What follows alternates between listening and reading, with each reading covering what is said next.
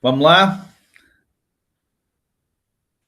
Bora para bora para a festa.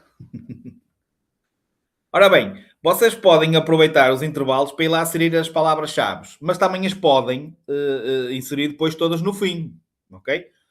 Portanto, não há problema nenhum, como vocês quiserem. Não se esqueçam, é que eu mais para a parte final vou precisar outra vez da plataforma da Drivebox do Diniz para vos explicar vou-vos explicar como é que se faz a parte final, não é? Como é que vocês finalizam o módulo. E não se esqueçam que o módulo tem que ser finalizado durante o dia de hoje, não é? Portanto, até à meia-noite no máximo tem que ter todas as aulas lá metidas as palavras-chave, que é para depois segunda-feira começarem direitinho o módulo seguinte, que depois, obviamente, no final desta aula eu vou explicar como é que vocês vão ter que se organizar e vão fazer essas coisas todas. Ok? Agora, vamos para mais uma aulinha, ok? Tentar ser o mais rápido possível, que é para hoje, para não ficarmos para o lanche, não é? E para vocês irem almoçar e para tirarem o fim de semana.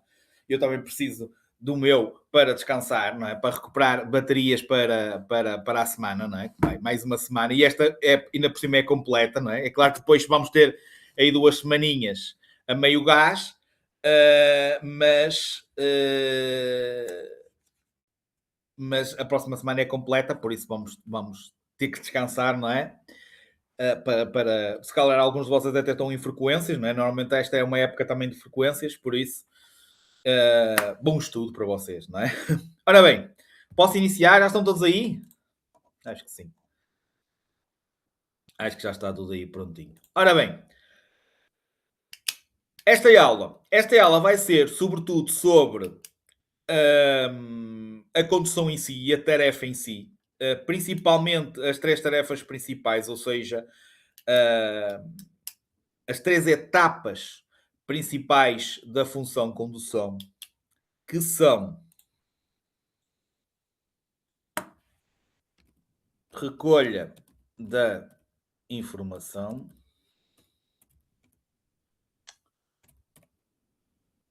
análise e decisão e ação.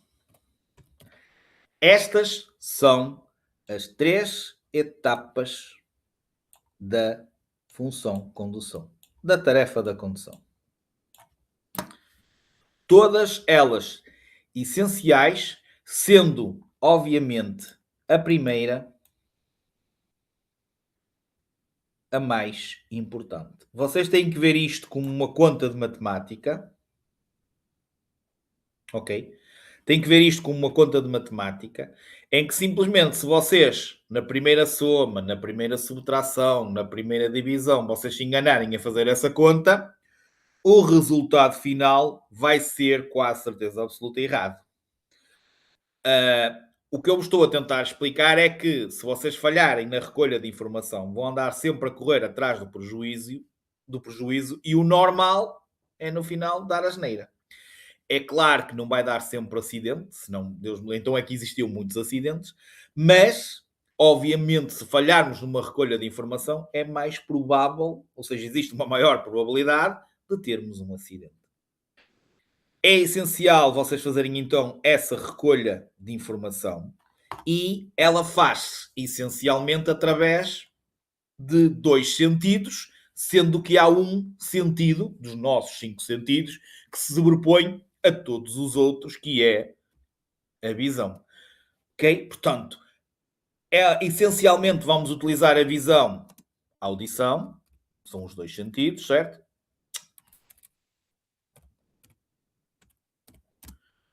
Sendo que, obviamente, é pergunta de exame. Em que etapa da condução utilizamos a visão? Recolha de informação. Ok? Que é a primeira etapa. Qual é o sentido mais importante para a tarefa da condução? Visão. Há alguma situação em que a audição se pode sobrepor à visão? Sim.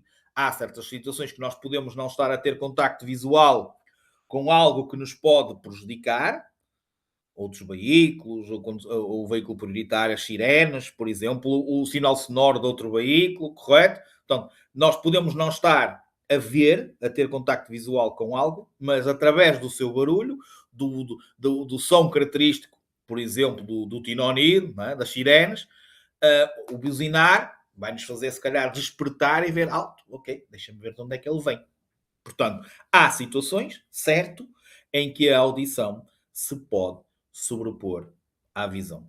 Sem dúvida alguma. Vão dar vários tipos de visão: visão estereoscópica, visão cromática, visão em túnel, ok? Portanto, vamos, obviamente, vocês vão falar nesses aspectos: campo visual, acuidade visual, que é a nitidez, o campo visual, não é? O nosso campo visual, visão em 360 graus, que é o que vocês têm que ter enquanto conduzem, 180 é os espelhos, temos o campo visual, temos os espelhos e depois temos os ângulos mortos, que é aquilo que eu vos vou mostrar agora aqui rapidamente.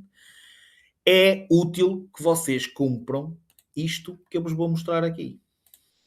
Deixa-me ver que está. Que eu tinha isto tudo individualizado, mas agora como já temos estes PDFs, exatamente, é mais fácil para vocês perceberem.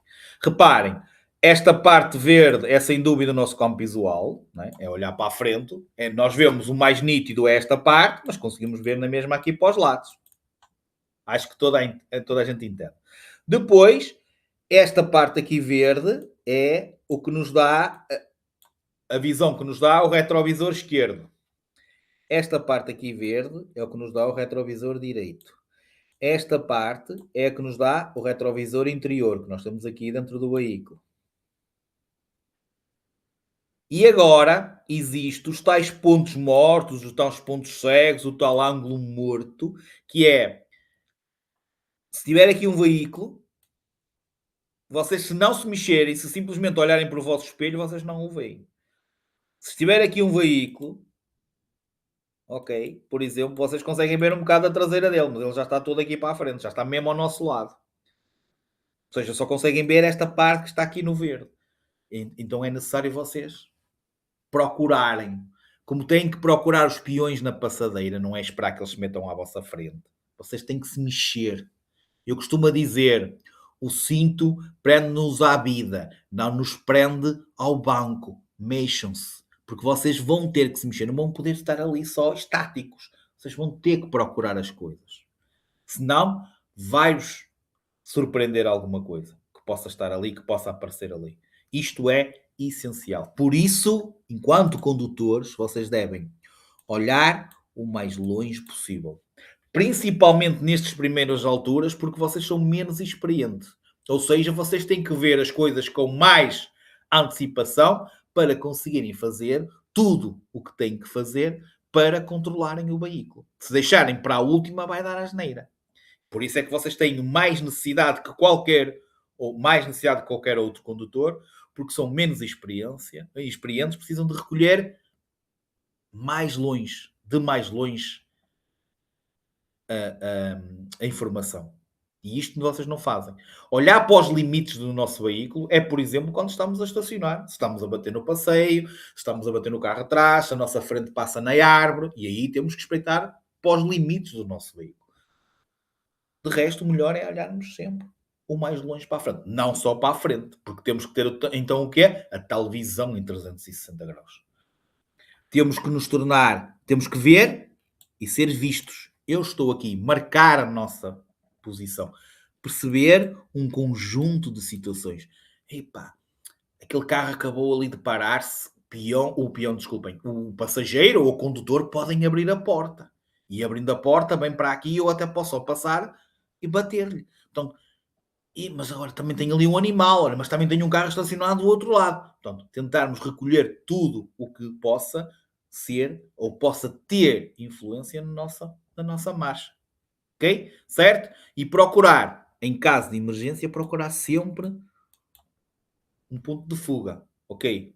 Vamos tentar, se calhar, se eu for por ali, pá, se calhar vou conseguir evitar o acidente. Ou vou bater, mas vou bater naquela parte e não vou, se calhar, vou-me aleijar menos e vou aleijar menos alguém. Por exemplo. Também pode ser essas partes. Também podem ser estas situações. E então é importante que vocês façam o máximo de recolha de informação. Isto é essencial. É a etapa, sem dúvida, mais importante. A partir do momento que vocês começam a recolher, que era isto que eu queria fazer, a partir do momento que vocês recolheram a informação, vocês começam a analisar. Pá, mediante esta situação, eu acho que devo fazer isto, ou acho que devo fazer aquilo. Pá, estou a ver este sinal, é um sinal de perigo, vou moderar a velocidade. Portanto, é a interpretação que vocês fazem, ok? É a antecipação também que vocês fazem de tudo o que têm à vossa frente. E a partir do momento que tomam uma decisão, eu vou virar o volante, eu vou acelerar, eu vou travar, eu vou engrenar uma velocidade. Vocês tomaram uma decisão, após tomarem essa decisão, ao executar essa decisão, eu acabei de fazer uma ação. A ação é sempre que vocês manuseiam, ou seja, utilizam um dos tais comandos do veículo. Eu travei, eu acelerei, eu pisei a embreagem e trabalhei com a caixa de velocidades e reduzi, eu dei pisca, eu virei o volante. Isto é a ação. A ação que, se for a certa, normalmente evitamos o acidente. Se também for errada, poderá obviamente dar asneira. Portanto, isto funciona tudo, obviamente, em escadinha. Eu recolho, eu analiso, eu tomo uma decisão, eu executo uma ação. E para isto, obviamente, é preciso nós termos todas as nossas capacidades, quer físicas, quer psicomotoras. É preciso saber interpretar as coisas e é preciso saber o comportamento do nosso veículo. Lá está, mais uma vez, juntando o saber saber, o saber fazer e o saber ser. Certo? Entendido? Já estão a ficar cansados. Já não demoramos muito, ok? Vamos perder mais tempo daqui a um bocadinho é explicar o módulo seguinte, que é para vocês perceberem bem, que é para não haverem atrasos. Ok, registrem já então a primeira palavra-chave desta aula. Primeira palavra-chave, aula 3, número 45. 45. 45. Check, está dado. 45. Primeira palavra-chave. Ok. Parte seguinte. Tempo de reação. O tempo de reação vai ser sempre contabilizado desde que o condutor vê o obstáculo e começa a travar. Portanto, vemos a bola, metemos o pé no travão, 1 segundo, 2 segundos, 3 segundos, 5 segundos, 6 segundos. Isto chama-se tempo de reação. O tempo que o condutor demora, que vai desde o ver o obstáculo e o começar a travar. E este tempo de reação, infelizmente, há coisas que o podem influenciar. Ou seja, se quem reage é o condutor, nós temos que pensar em tudo o que pode fazer com que o condutor seja mais lento. Ou seja, demore mais tempo a fazer, mais tempo a pôr o pé no travão. E esses fatores têm um nome, chamam-se fatores internos. Exemplos simples: álcool, medicamentos, drogas, stress, fadiga, sonolência, estado emocional. Ok, acho que chega. Portanto, quando vocês ouvirem perguntas ou lerem perguntas óbvias do tipo: aquele condutor está sob a influência do álcool, o que é que acontece ao seu tempo de reação? Obviamente, qualquer um destes fatores, ditos internos, vão fazer com que haja um aumento do tempo de reação. O condutor fica mais lento. Se nós somos mais lentos, vamos demorar mais tempo a fazer as coisas. Ao mesmo tempo, há algo que diminui e muitas vezes significativamente, que é a capacidade. Quando o condutor está sobre o efeito do álcool, medicamentos, drogas, stress, está cansado, sonolento, tem o seu estado emocional afetado, o que vai aumentar, desculpem, o que vai diminuir é a sua capacidade. Sai aula 12 do próximo módulo, é isto.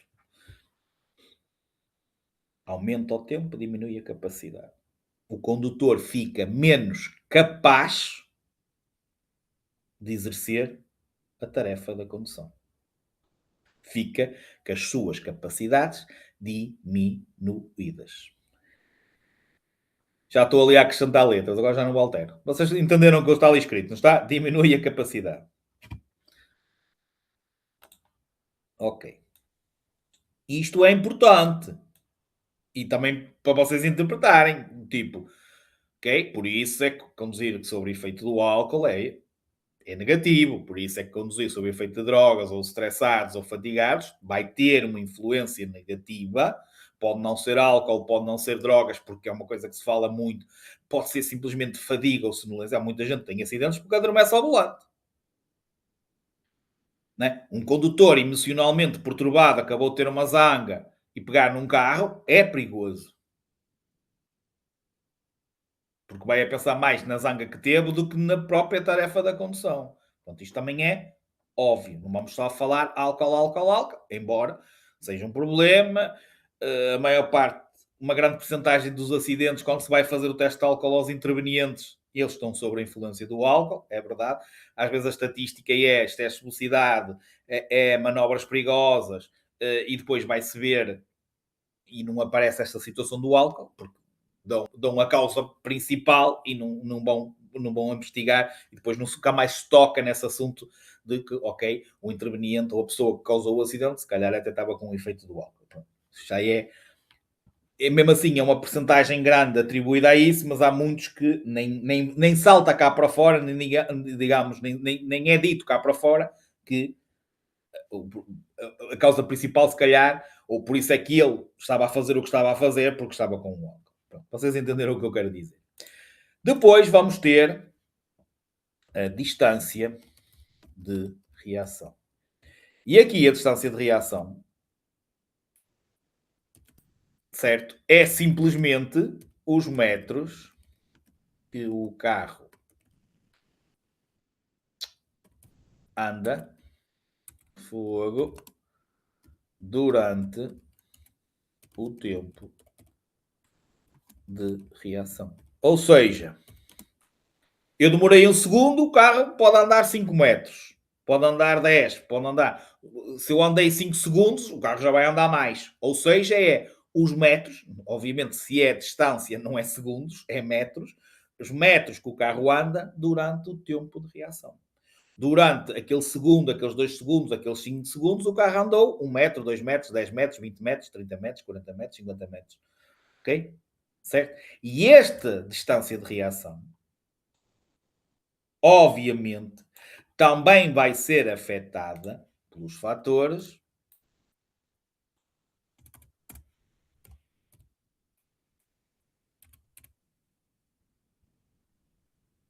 Esperem aí que eu fiz aqui qualquer coisa que isto. Já sei o que é que eu fiz. Desculpem. Pelos fatores internos.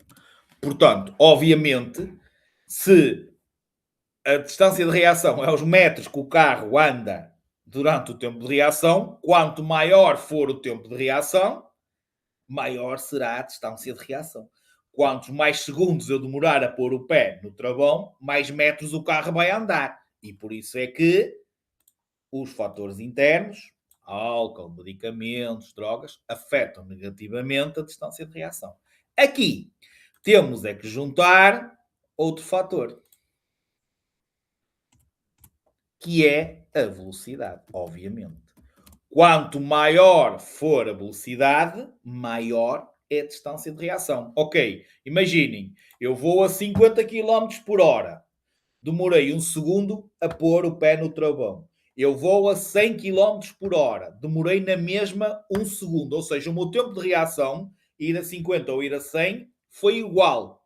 Mas durante esse segundo, como eu ia a uma velocidade a dobrar, em vez de ir a 50 e a 100, os metros que o carro andou naquele segundo foram mais. Normalmente diz que quadriplica. Certo? Portanto, é lógico o que eu estou a dizer. Apesar do meu tempo de reação até ser bom e eu ter reagido rápido, como eu ia a mais velocidade, o carro andou mais metros. Portanto, a distância de reação, obviamente, é afetada pela velocidade. E temos, para construirmos aqui uma coisa à parte, temos aqui o ver e temos aqui o começar a travar. Ou seja, isto é o DR, que é distância de reação.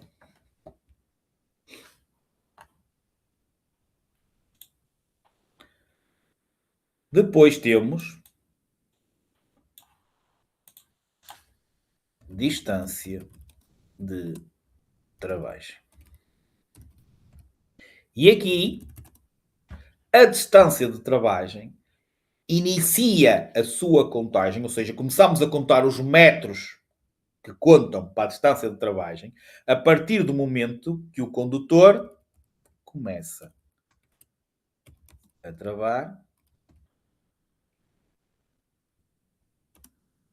até o carro parar.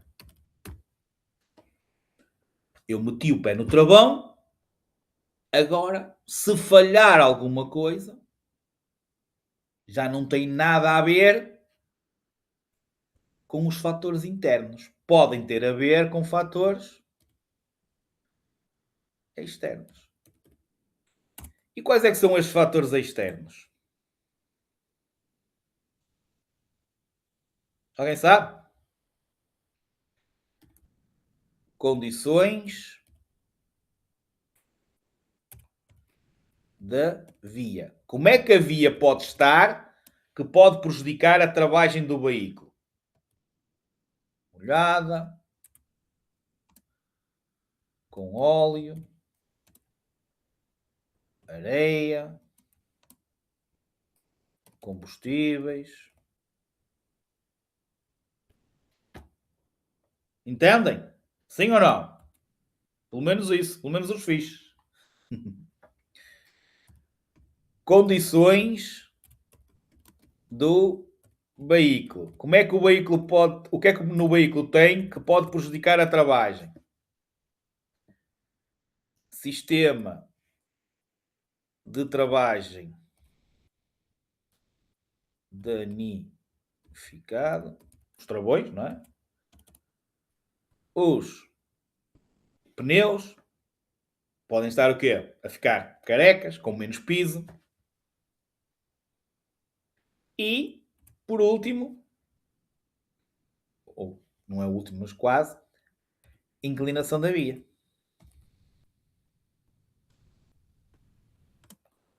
Se for a descer,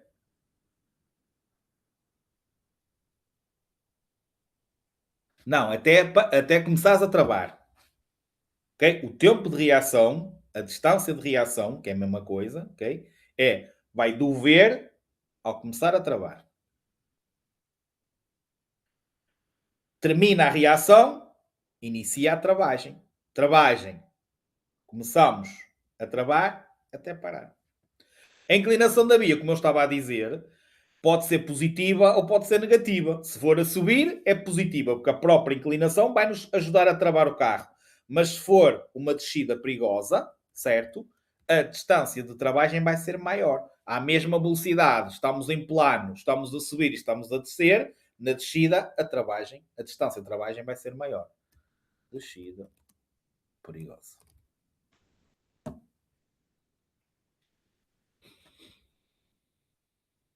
Obviamente, a velocidade também é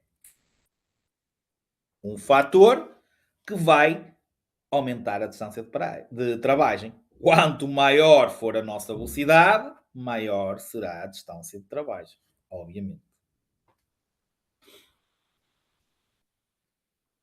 Para irmos aqui outra vez aqui ao esquema, vamos então agora continuar aqui e fazemos isto. E pomos aqui o parar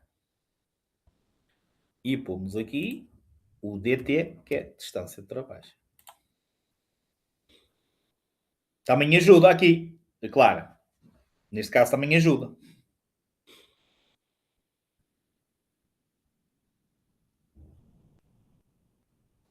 Ok. Voltando aqui, temos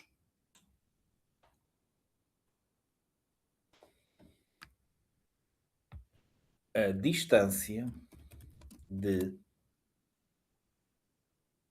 paragem. E a distância de paragem vai desde o ver, o que é que vocês vão tirar daqui, até o parar. Ou seja, a distância de paragem é a distância de reação mais a distância de travagem.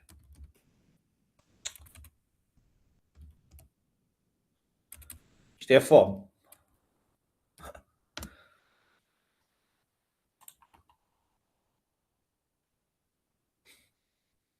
Ou seja, ok? Do ver ao parar, nós temos aqui distância de paragem. É a soma das duas. Matemática, esta hora.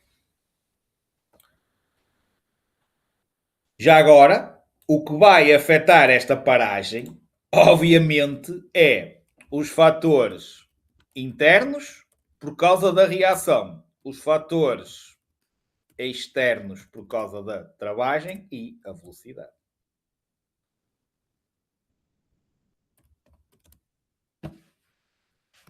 Porque se é a soma das duas.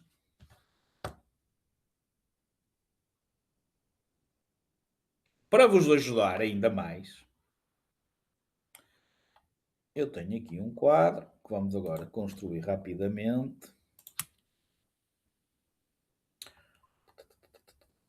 Onde é que está?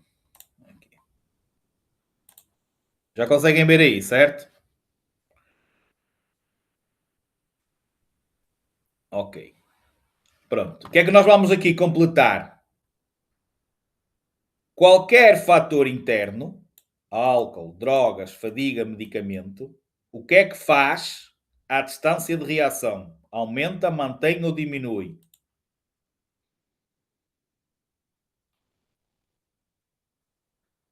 Qual é a vossa resposta? Exatamente. Aumenta. Quando estamos perante um fator interno, certo? O que é que acontece à nossa distância de travagem? Aumenta, mantém ou diminui?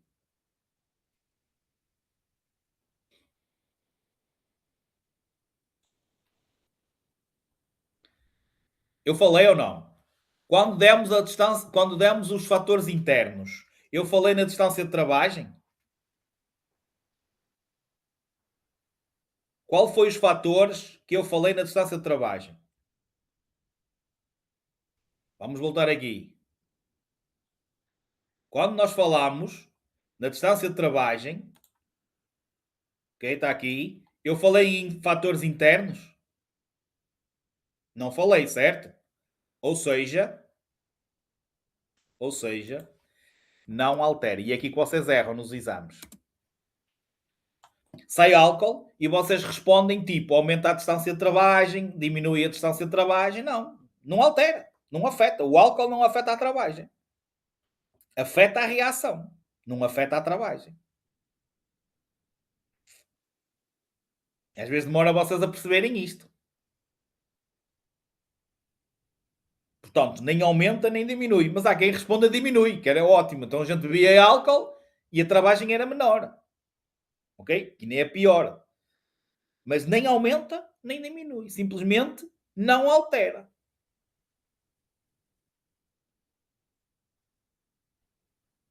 Muito bem. Agora, sem precisarmos de ir atrás, se a distância de reação mais a distância de travagem é igual à distância de paragem, se esta aumenta e esta não altera, o que é que acontece à paragem?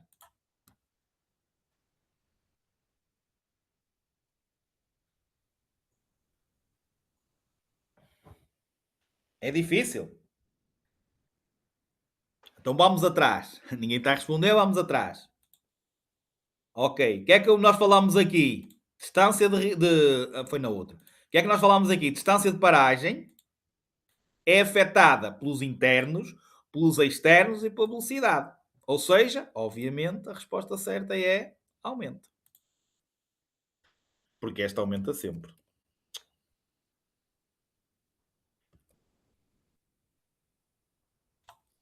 Agora, quando falamos nos fatores externos, estado da via, estado do veículo, falamos em distância de reação? Sim ou não?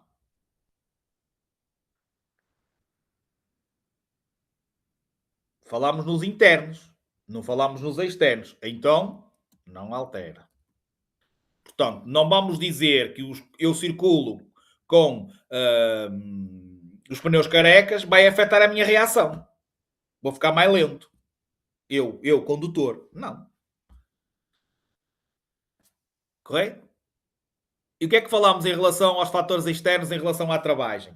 Se os pneus estiverem carecas, se os pneumáticos, se a via estiver molhada, certo? O que é que acontece à distância de travagem?